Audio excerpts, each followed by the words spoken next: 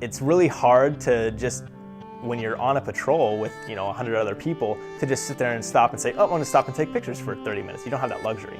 You're walking and you're in a formation with these people, so you have to constantly be moving while taking pictures. So I don't have the luxury of always looking through the lens. I don't have the luxury of stopping and getting these photos that I want and framing them. I have to constantly be moving, so it's really hard. You learn to contort your bodies in certain ways. You learn to pretty much never look through the viewfinder of the camera. You just don't have time. So as unprofessional and bad as it sounds, a lot of times my photos are me sticking my camera way up in the air or way down low or way out to the side and just spraying and praying and hoping I get something.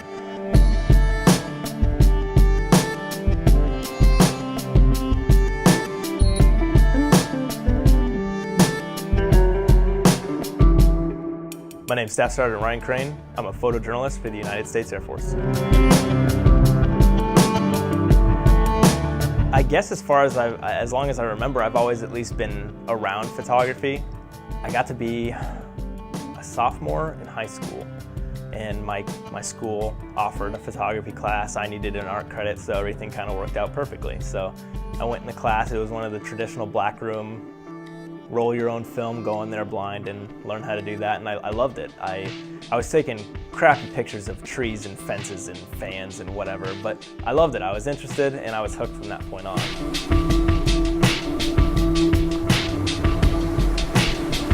My dad was in the Air Force my whole life growing up. It's all I really knew. He told me, I was like, hey, there's these guys that run around on base and just take pictures all day. You could see about doing that. I'm like, that sounds perfect, sign me up. I was by no means an expert on photography when I came in, but I had a desire to learn. I had a passion for it. I really liked it. I'd bring my camera gear home every single night, and I would shoot stupid stuff in my dorms and practice doing different lighting, and I'd travel out and take pictures of people's cars and other people. I just liked to learn. I was online learning everything that I could, going to as many classes as I could, and ultimately just picking people's brains that knew more than I did. And it was just something that I really cared about, so I invested a lot of time into it. Yeah, I guess as experimental as it gets. By trade, I'm a photojournalist. My job is to tell stories, news type things.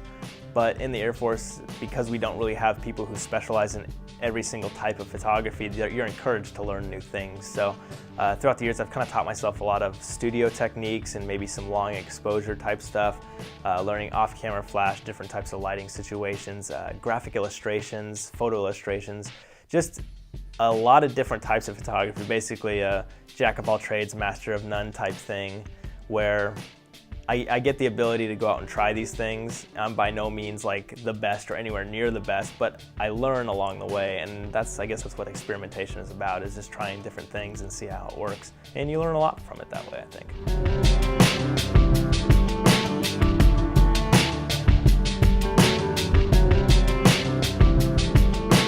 A photojournalist in the Air Force does a couple things. We're obviously photographers and we're journalists. They try to combine us all into one package. More with less is basically what we're doing these days. So when I'm stateside, my job is to take pictures and to train. I do a lot of training stateside. And it's pretty mundane, just average photography jobs, working for the base newspaper. But when I deploy, I get a chance to do something different. And that's my favorite part of the job is, not everyone gets a chance to travel to the places that the military goes to. How many people go to Afghanistan? How many people go to Iraq? How many people are going to Northern Africa? How many people get to go to Honduras and document the efforts of the military there? So I like the fact that this is unique. Not many people get these opportunities, and I've been given that opportunity.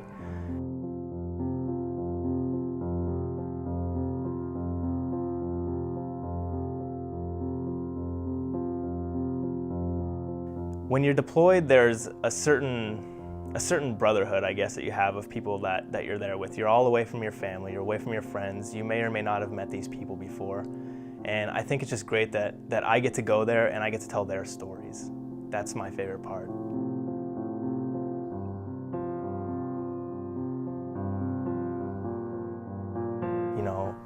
Joe Schmo from small town Massachusetts, he's in the National Guard and he works a day job making minimum wage.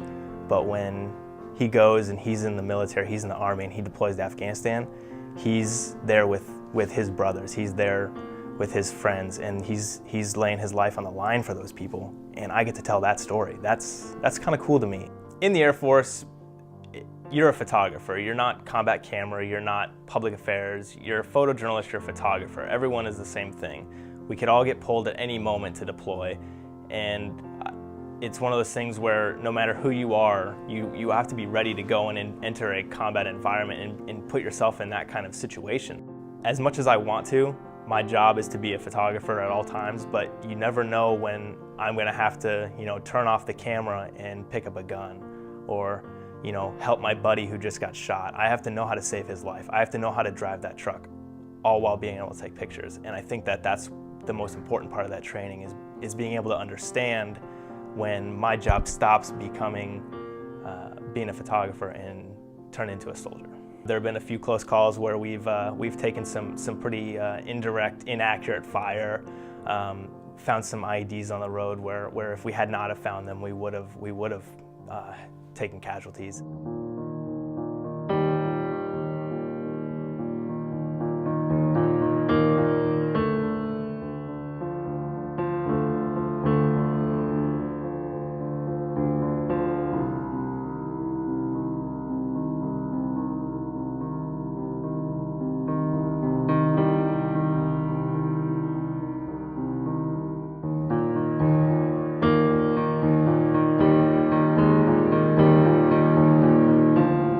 I think everyone gets scared when they go overseas. They know what they're doing. I mean, everyone that signed up after September 11th, they know that it's not a question of if you go, it's when you go, and everyone knows what they're doing. Especially when you're going to a place like Afghanistan and doing the mission that we did there, you know that there's a potential.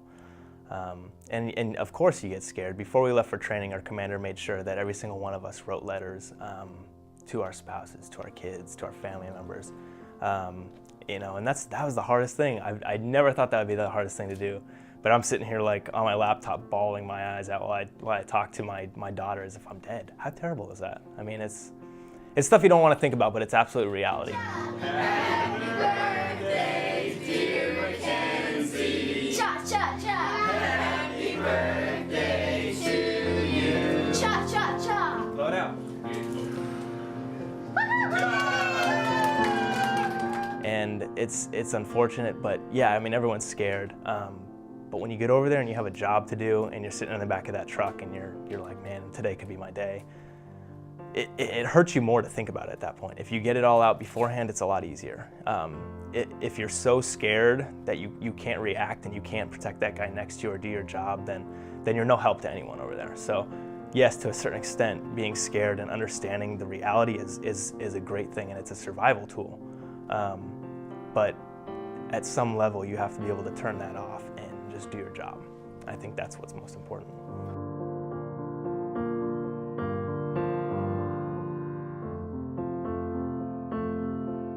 I would say that this last deployment I went on was probably one of the hardest ones. The first time I was deployed, my wife was pregnant with our first kid, and I wasn't sure if I was going to get to go home and see her. I lucked out and I got to go home and be there for the birth. And then I really only missed a couple months of her when she was an infant, and I've been with her ever since. Well, this last one that I went on, I got tagged, and it was a year-long deployment with training. And that one was tough because I mean I'm missing essentially a whole year of my daughter's life. I mean, she's been alive for at that point a year and a half, and I'm about to go away for a whole other year. I mean, I'm missing literally half of her entire life over that period. So I mean, it's always tough to leave family. It's definitely no fun. You go into a place with people you've never met before, and it's kind of scary because you're like, well, I don't know if I'm gonna be able to do this. I don't know if my family's gonna be okay. Are they gonna get along without me? How's everything gonna work? But in the end, how you interact while you're deployed or while you're downrange is completely dependent on the support you have at home from your family. I don't know what I could do if I had to come off of a mission and go back to work and not be able to just jump on a computer and see my daughter on Skype, or go to a morale phone and talk to my mom. That's what drives you to do what you do every single day down there. If I had nothing to come back to, it would just make it that much harder. The fact that I've got people at home that care about me and they're there for me, that's an important thing. It's a huge lifeline for every single person who's deployed.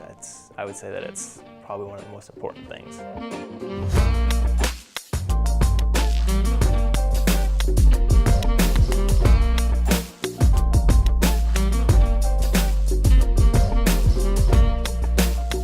On a personal level, the stories that I tell, especially the stories where they're interacting with these people and meeting them, to me, it's just kind of heartwarming to see that. It's a whole other side of these people. These are hardened warriors that, you know, you see them running and diving and shooting and throwing grenades and all this stuff in training. Just badass dudes. And then you see them over there and they just kneel down and they smile and laugh and grab this kid's hand, give him a piece of candy, and they'll go back every single week and do that. It's just kind of amazing to see them turn it on and turn it off. And I think that's the most interesting thing, because people look at soldiers and airmen, soldiers, Marines, military members, and they just think these guys are badass, you know, this is them all the time. But you know, they're people. They're just like you and me, where you have compassion and you like to interact with people. And I like those stories. I like showing the other side of things.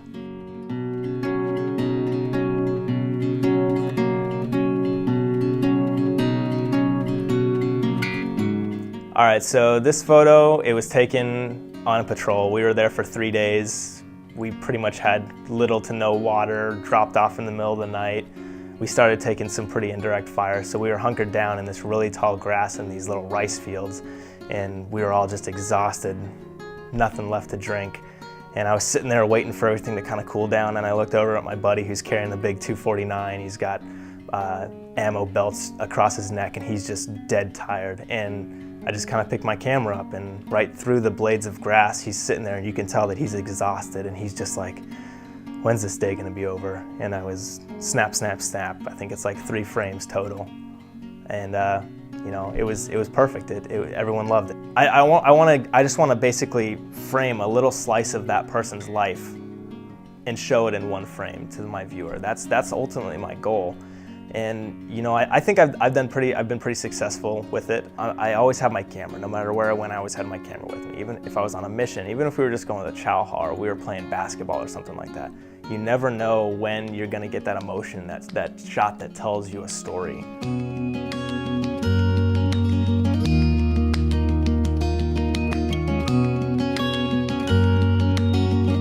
One time we were dismounted and clearing a valley right off the road where there were suspected IEDs. We've been blown up in that area before. So basically what we do is we get out and we sweep and we make sure there's nothing bad out there. So we're walking through this little farm area, and they have rice paddies there. And the rice paddy is exactly what you would think, little square pieces of land with little rice plants full of water. Well, the way to get in and around them, unless you want to get your boots completely wet, is you're walking on a balance beam sized piece of dirt.